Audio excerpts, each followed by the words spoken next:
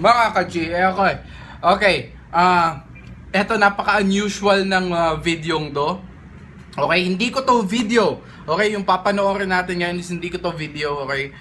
Nakita ko to sa Facebook and sobrang nakakatuwa naman talaga. Nakakatuwa talaga yung gagambang to. So, panoorin natin. Nakakita na ba kayo? Ako, first time ko to talaga. Well, nakakita na ako ng gagambang nagbahay sa may lampshade. Okay, may gagambang may nagbahay sa lampshade.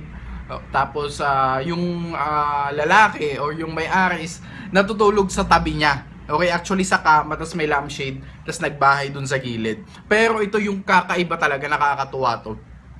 Gagambang nagbahay. Okay? Gagambang nagbahay sa kamay.